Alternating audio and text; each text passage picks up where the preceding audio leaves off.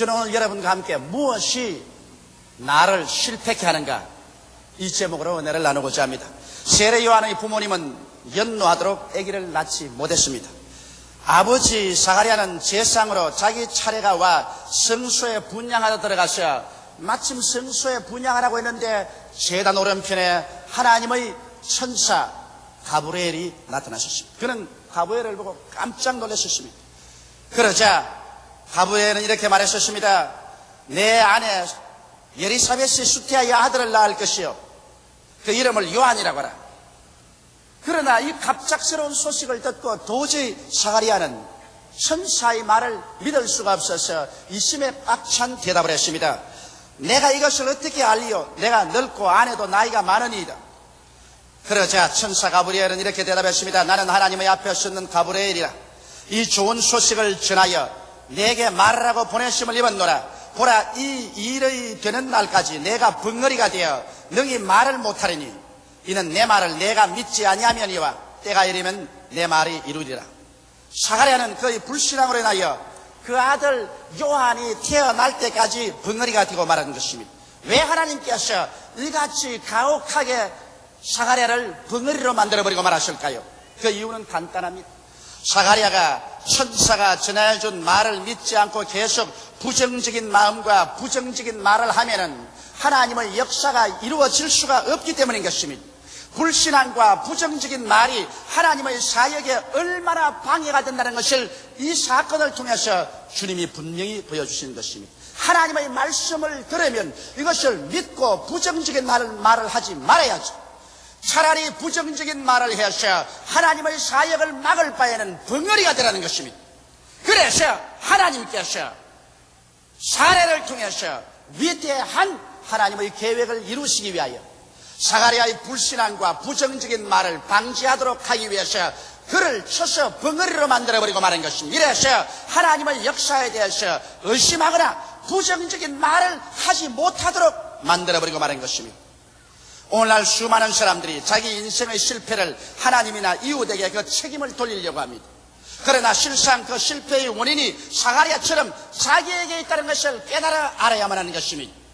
그럴 때 그 사람에게 행복이 다가오는 것입니다. 그러면 어떠한 것들이 우리들을 실패케 하는 요소가 될 수 있는 것입니다. 오늘 저는 여러분과 나를 실패케 하는 요소를 지적해 줌으로 말미암아 사가랴처럼 실패하지 않고 위대한 인생을 살아갈 수 있는 길을 모색하게 되기를 바랍니다. 첫째로 여러분, 우리가 이 세상에 살면서 하나님께 응답을 받고 믿음의 생활을 하기 위해서는 자기의 자존심을 상실해서는 안 됩니다.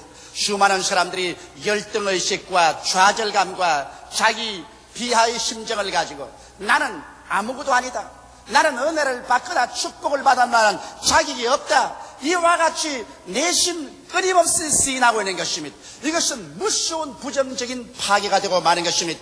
자기 스스로를 실격자로 믿는 이상 그 사람은 결코 성공적인 인생을 살아갈 수가 없습니다.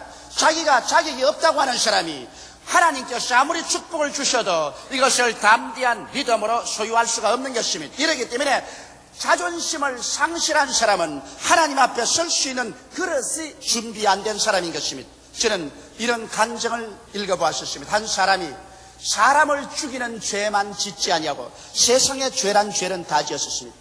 그러고 난 다음 나이가 50쯤에 되고 보니 이제는 지쳤습니다. 면도할 때 자기 얼굴을 거울 속에 들어보면 미운 생각밖에 없습니다. 야, 이 못난 자야, 이 죄인아, 이 더러운 녀석아, 너는 인생을 행복하게 살아갈 자격이 없다. 그래서 열등의식과 좌절감과 자존심을 전혀 상실한 생활 속에서 살기 때문에 말도 행동도 거칠고 세련되지 못했었습니다. 아내에게 멸시를 당하고 자식들에게 존경을 받지 못했었습니다. 그가 회사 생활에도 승진하지 못하고 언제나 말단에는 머물러 있었습니다. 그러다가 한 번은 교회 출석해서 목사님의 설교를 듣고 난 다음 크게 깨달은 바가 있었습니다. 하나님께서는 죄를 짓고 불의하고 추악하며 버림을 받아야 마땅한 사람들을 죄 있는 그대로 못난 그대로 빈손돈 그대로 주님 앞에 나오면 십자가의 보혈로 씻어주시고 성령으로 인을 치어주시고 하나님의 자녀로 만들어서 하늘과 땅을 상속으로 받을 후사로 만들어준다는 말을 듣고 그 마음속에 깊이 충격을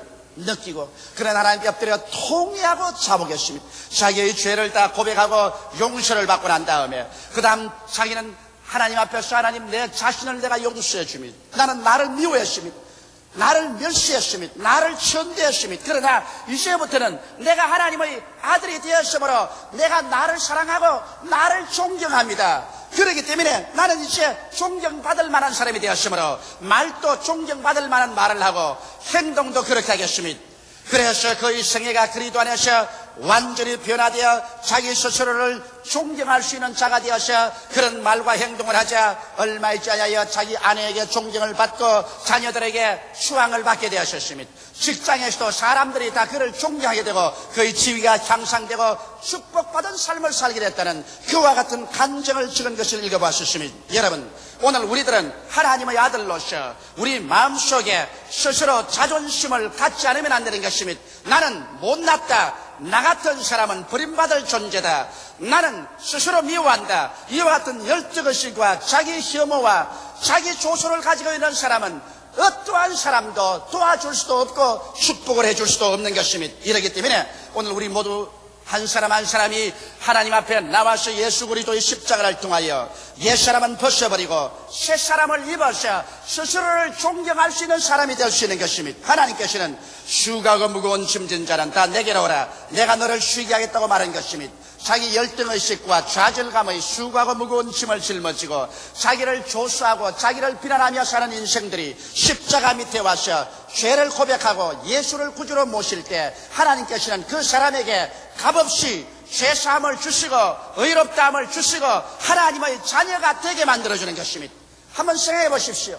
하늘과 땅과 세계와 그 가운데 모든 것을 지으신 영원 무궁한 왕 되신 하나님께서 여러분과 나를 용접해서 신자식으로 만들어주시고 예수 그리스도와 함께 만유를 상속으로 받을 자로 만들어주시니 이 얼마나 위대한 자격과 은총을 얻는 것이 아니겠습니까? 이러므로 예수 그리스도 안에서 하나님 앞에 인정을 받고 용납을 받고 축복을 받고 난 다음에는 자기 스스로가 새 사람이 된 것을 느낄 수 있습니다. 누구든지 그리스도 안에 있으면 새로운 피조물이라 이전 것은 지나가시니 보라 새 것이 되었다고 바울 선생은 외쳤습니다. 이와 같은 새 사람을 볼 때 자기 스스로를 존경할 수 있게 되고 그래서 어느 심사 행동을 존경받을 자로 행하게 될 것이요 이렇게 되면 가족에서 이웃에서 그리고 불신자의 사회식에서 존경을 받게 되는 자존심을 가지게 되는 것입니다. 사람은 자존심을 가질 때 어깨를 펴고 살 수 있으며 하나님 앞에 나와서 기도할 때 담대하게 기도할 수 있고 또 믿음의 역사가 일어날 수 있는 것입니다. 이러므로 오늘 우리를 실패케 하는 것은 자존심을 상실할 때 실패케 하는 것입니다. 우리의 자존심은 예수 앞에 나와서 회개하고 하나님을 아버지로 섬기고 성령으로 충만하고 말씀에 서서 살게 될 때 하나님이 주시는 위대한 자존심을 얻을 수가 있고 회복할 수가 있는 것입니다. 둘째로 여러분 우리를 실패케 하는 것은 꿈을 상실하고 살 때 우리를 실패케 하는 것입니다. 꿈은 믿음의 어머니입니다. 사람들은 생각하기를 나는 열심히 기도하고 애쓰면 많은 믿음을 얻을 수 있을 것이라고 생각하는데 실제는 그렇지 않습니다. 여러분 꿈이 없으면 아무런 믿음도 소용이 없습니다. 꿈이 없는 사람에게는 신념도 필요가 없는 것입니다. 왜? 여러분 나는 믿는다고 말할 때 무엇을 믿는다고 말합니다. 꿈이 없는 사람은 그 무엇이 없습니다. 내일에 대한 목표가 없고 꿈이 없는데 무엇을 믿는단 말인 것입니까? 아무리 믿습니다 목이 쉬도록 고함을 쳐도 그런 믿음의 대상이 없는 이상 그 믿음은 죽은 믿음인 것입니다. 이러기 때문에 여러분 오직 큰 꿈이 있을 때 큰 믿음도 생겨나고 믿음이 있을 때 하나님이 축복해 주시는 것입니다. 성경은 말씀하시기를 내 믿은 대로 될지어다 할 수 있거든이 무슨 말이냐? 믿는 자에게는 넘지 못하심이 없나니라고 말씀한 것입니다. 오늘 세상의 생존 경쟁 속에서 승패는 우리의 가슴 속에 끓어오르는 신념에 있는 것입니다. 믿음이 여러분과 나를 승리자로 만드는 것이지 마음의 불안과 공포와 좌절감을 가지고 있는 사람은 절대로 인생을 승리로 살아갈 수가 없는 것입니다. 이러므로 오늘 꿈을 상실한 사람에게는 믿음도 있을 수가 없습니다. 그렇기 때문에 인생의 목표가 무엇인지 분명히 알아야 됩니다. 더구나 젊은 사람은 젊을 때 자기 인생의 목표를 신속히 설정해야 됩니다. 나는 여러분에게 오늘 질문하겠습니다. 여러분 1983년도 마지막 무엇이 이루어질 것을 기대하고 있는 것입니까? 여러분 금년 한 해 동안에 무슨 목표를 세우고 살았습니까? 앞으로 5년 후에 여러분은 여러분의 인생에 무엇이 일어날 것을 기대하고 있습니까? 앞으로 20년 후에 여러분은 무엇이 성취될 것을 기대하고 있습니까? 그런 목표도 없이 그 목표가 이루어질 꿈과 환상 가운데 살지 아니하고 바람 부는 대로 물결 치는 대로 인생 365일을 그대로 먹고 자고 깨고 먹고 자고 깨는 사람은 패배자에 불과한 것입니다. 사람은 여러분 목표를 향해서 추구해 나가도록 지어져 있습니다. 이렇기 때문에 우리들은 인생의 목표가 무엇인지 분명히 알아야 됩니다.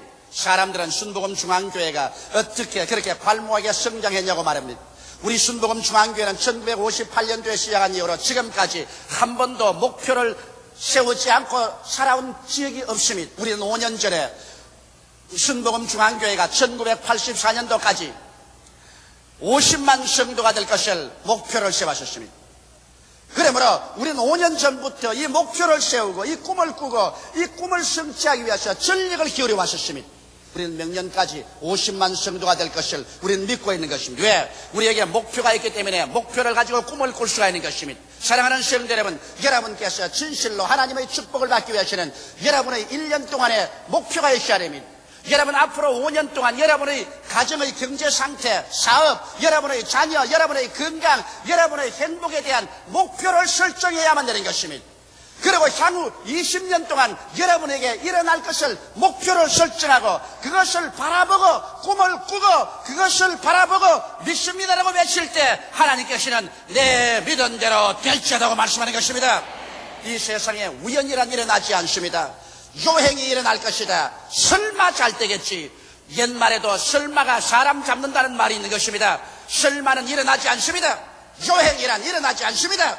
여러분께서 목표를 설정하고 꿈을 가지고서 그 목표가 이루어진 모습을 바라보고 거기에 취해서 전력을 기울일 때 하나님께서 함께 역사해 주는 것입니다. 성경은 밝히 말씀하기를 믿음은 바라는 것의 실상이라고 말한 것입니다. 바라는 것, 그 목표가 분명하지 아니하면 믿음은 실상이 없습니다. 믿음은 그것은 죽은 믿음이 되고 마는 것입니다. 이러므로 목표와 꿈이 없는 믿습니다를 하지 않고 끊임없이 꿈을 가지는 여러분이 될 때 여러분은 그 꿈을 통해서 위대한 인생을 살게 되는 것입니다. 꿈이 없는 개인, 꿈이 없는 청년, 대학생, 꿈이 없는 민족은 망하고 마는 것입니다. 이러므로 여러분께서 성공적인 인생을 살기 위해서는 하나님 앞에서 말씀을 통하여 성령의 은혜를 통하여 기도하는 가운데서 1년의 꿈을 5년의 꿈을 20년 후의 꿈을 가지게 되시기를 주의 이름으로 축원합니다.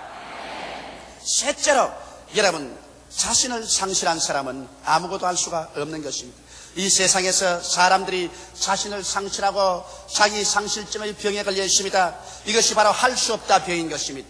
할 수 없다 병에 걸린 사람은 정신적인 죽음에 이르는 병에 걸린 사람인 것입니다. 그 때문에 하나님은 세례 요한의 아버지 사가랴가 나이 늙어 아들을 낳을 수가 없다는 할 수 없다 병에 걸린 것을 보고 할 수 없다 병을 입으로 말하지 못하게 하려고 입을 쳐서 벙어리로 만들어버리고 말한 것입니다.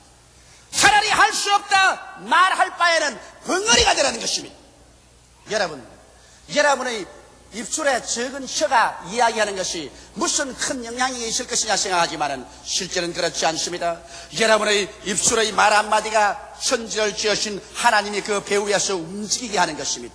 하나님은 여러분의 입술의 말을 통하여 움직입니다. 성경은 말씀하기를 여러분의 입술이 얼마나 힘이 있는지 마치 큰 광풍에 화물을 잔뜩 실은 배가 이리저리 마음대로 조정해서 항구로 나가는 것처럼 여러분의 적은 혀도 그렇게 여러분의 인생의 운명을 좌우한다는 것입니다. 혀가 적어서 날름거리고 말을 하지만 그러나 그 혀의 말을 따라 밑에 거대한 능력이 움직이기 시작하는 것입니다. 혀는 마치 질풍처럼 달리는 말의 입속에 자갈과 같다고 말했습니다. 적은 자갈 눈에 안 보이지만 이것으로 말을 좌우로 움직이는 것처럼 여러분의 혀의 말로 따라서 거대한 창조적인 힘이 그 말에 따라 좌우로 움직이기 시작하는 것입니다. 적은 불이 온 도시를 태우는 것처럼 혀의 적은 것이 온 도시를 태울 만한 위대한 능력을 일으킨다는 것입니다. 오늘날 여러분과 나의 생에 위대한 창조를 가져오기 위해서 창조적인 위대한 능력인 성령께서 와 계시지만은 여러분과 나의 입술의 말을 통하여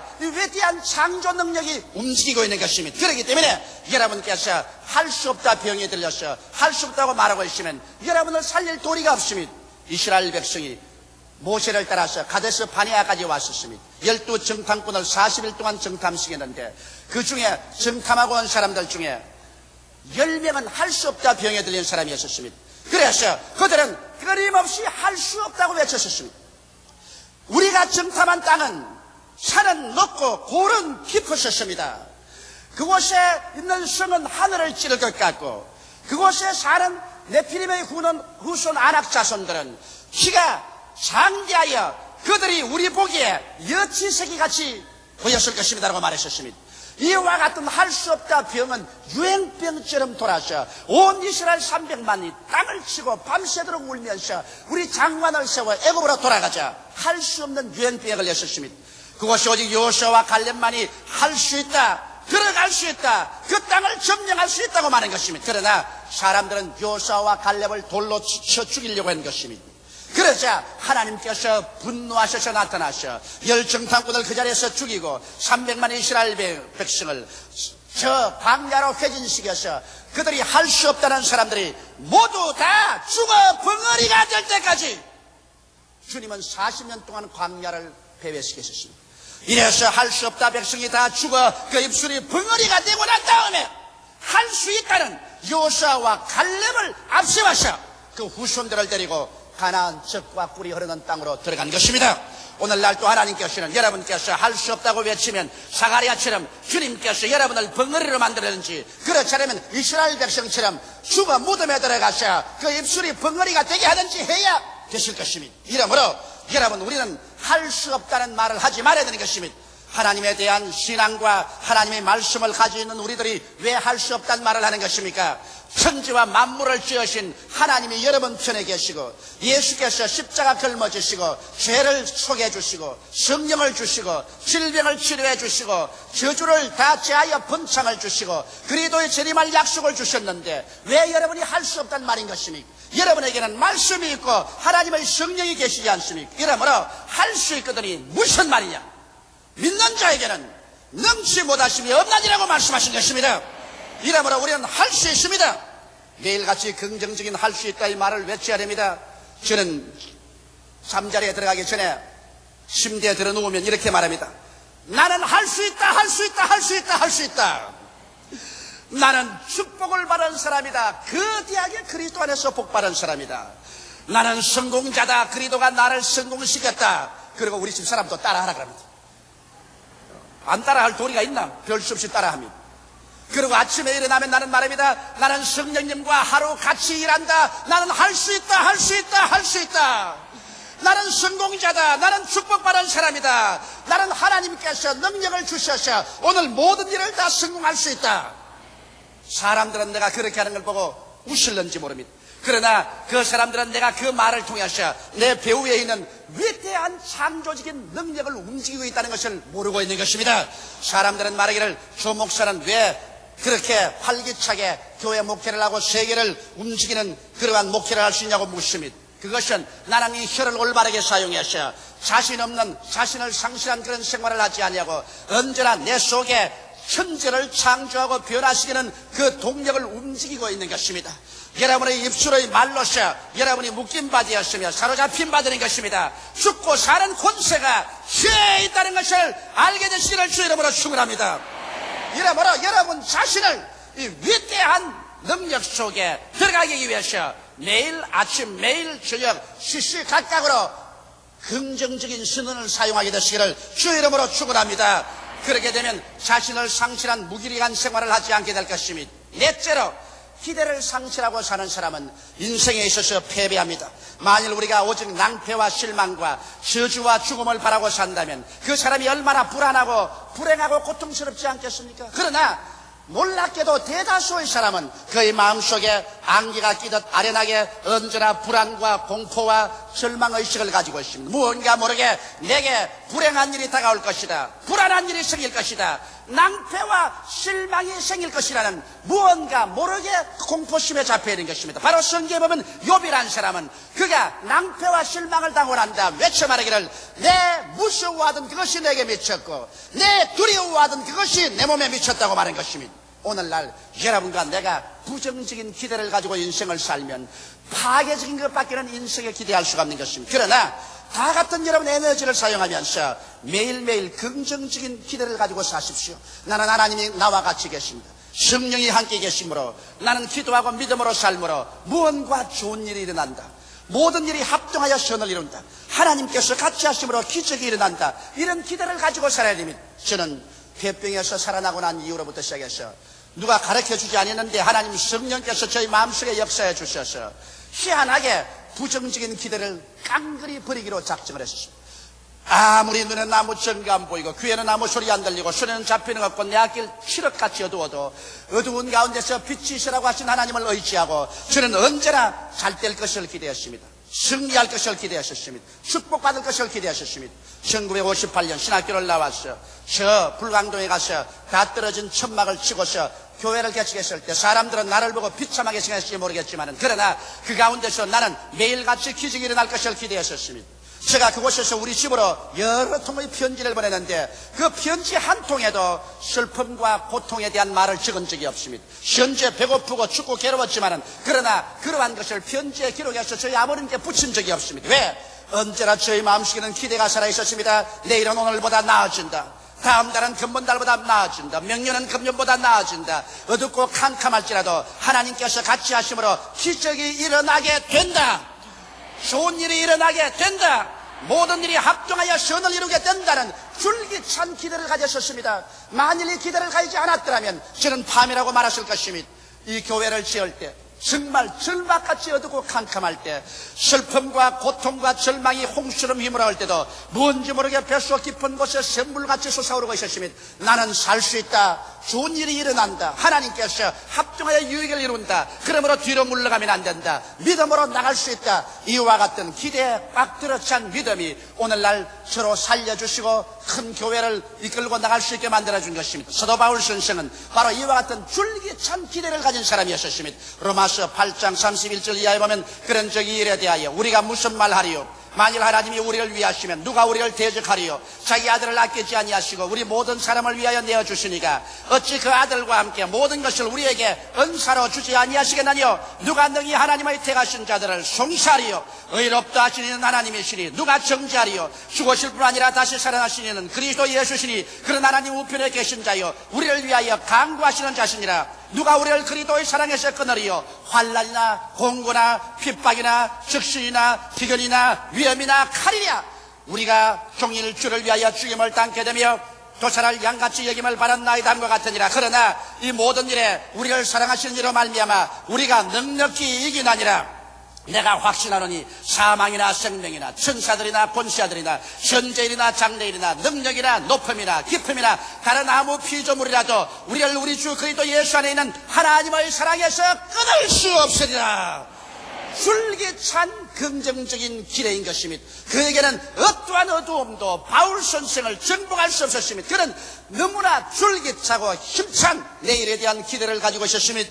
예수를 믿는 사람은 이 밝고 맑고 환한 기대를 저버리고 살 수가 없는 것은 왜냐하면 하나님께서는 어두운 가운데서 빛이 있으라고 외치며 어두움이 떠나가고 빛이 다가오게 한 하나님이시기 때문인 것입니다. 그러므로 어떠한 칠흑 같은 어두움도 하나님과 함께 기대를 가지고 사는 사람에게 어두움이 함몰시킬 수가 없는 것입니다. 생명의 근원은 마음에 있습니다. 하나님께서도 우리들의 마음을 통하여 우리를 만나주시는 것입니다. 마음을 떠나서 저 하늘과 땅과 좌우에 어디에서 하나님을 만날 것으로 생각하지 마시기 바랍니다. 마음을 저버린 사람은 자기 인생을 저버린 사람인 것입니다. 우리들의 운명과 환경을 타락하기 전에 마음의 바탕을 새롭게 하십시오. 성경은 말씀하시기를 지킬 만한 것보다 내 마음을 지켜라. 생명의 근원이 거기에서 나오나니라고 말씀하는 것입니다.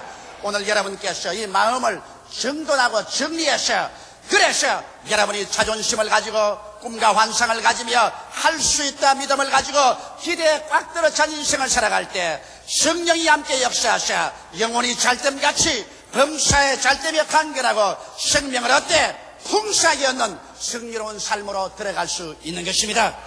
다 같이 계시어 기도드리겠습니다. 살아계신 우리 하나님 아버지, 오늘 제2부 예배에 모인 우리 성도들 위해 성령으로 역사하여 주시옵소서. 자존심을 버린 사람들, 꿈을 버린 사람들, 할 수 없다 인생, 기대를 저버린 사람들을 모두 다 보혈로 씻고 성령으로 새롭게 하셔 성공자로 만들게 하여 주시옵소서.